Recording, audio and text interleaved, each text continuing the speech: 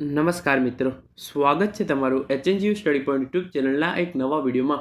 મિત્રો, હસમુખ પટેલ સાહેબ દ્વારા પોલીસ ભરતીની તૈયારી કરતા ઉમેદવારો માટે ખૂબ જ અગત્યની સૂચનાઓ છે, એના વિશે માહિતી આપવામાં આવી છે, જેના વિશે આપણે આજના આ વિડીયોની અંદર જોઈશું।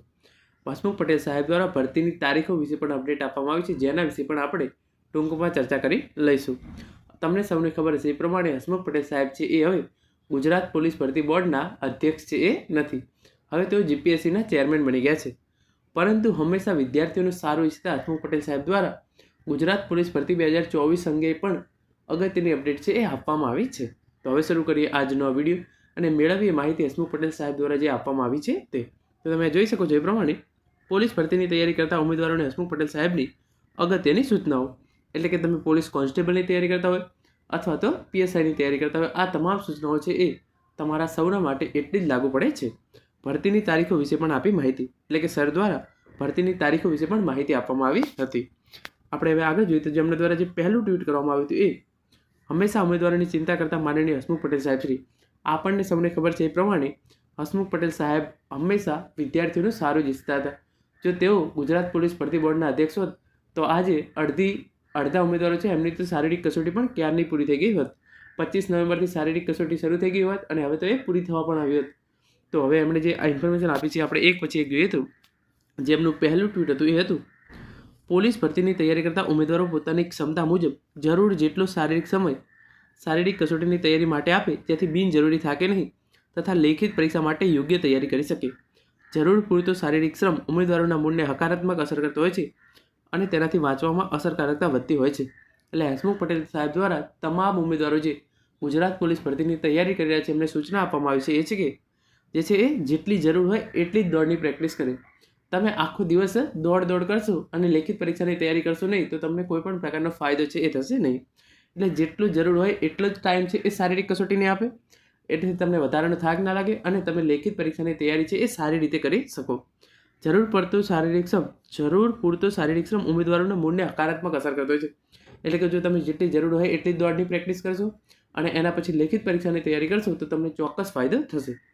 હસમુખ પટેલ સાહેબ દ્વારા જે બીજું ટ્વીટ બહાર પાડવામાં આવ્યું હતું, એટલે કે એમણે જે બીજું ટ્વીટ કરી હતી એ આ પ્રમાણે હતી, ગઈ લોકરક્ષકની પરીક્ષામાં એક ઉમેદવારે તૈયારી વિના શારીરિક કસોટીમાં ભાગ લીધેલો, જેના કારણે તેને હૃદયની તકલીફ થયેલી। જે ઉમેદવારો શારીરિક કસોટી આપવા માગે છે તે તૈયારી કરતા રહે અને જેણે બિલકુલ તૈયારી ના કરી હોય તે વગર તૈયારી શારીરિક કસોટીમાં ભાગ લે નહીં। તમામ ઉમેદવારો છે એ શારીરિક પરીક્ષા છે એટલે કે શારીરિક કસોટી યોજનાર છે એની તારીખોની રાહ જોઈ રહ્યા છે।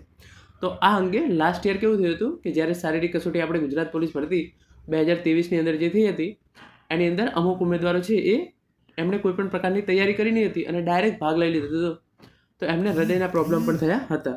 તો આ વખતે આ ભરતીની અંદર કોઈ પણ ઉમેદવાર સાથે આવું ન થાય એની ચિંતા કરતાં હસમુખ પટેલ સાહેબે જણાવ્યું હતું કે જો તમારે ખરેખર પોલીસ બનવું હોય અને તમારે ભાગ લેવાનો હોય તો એની તૈયારી તમારે કરતા રહો અને જેણે બિલકુલ તૈયારી ના કરી હોય એ શારીરિક કસોટી આપવા માટે જાય નહીં, કારણ કે નોકરી કરતાં જિંદગી વધારે કિંમતી છે। અને છેલ્લી તારીખ જે છે એ છેલ્લી અપડેટ આપી હતી હસમુખ પટેલ સાહેબે એ હતી પરીક્ષાની તારીખો વિશે, એ તમે જોઈ શકો છો। કોઈ પણ ભરતી બોર્ડ પૂરતી તૈયારી કરી પરીક્ષાની તારીખ જાહેર કરતું હોય છે।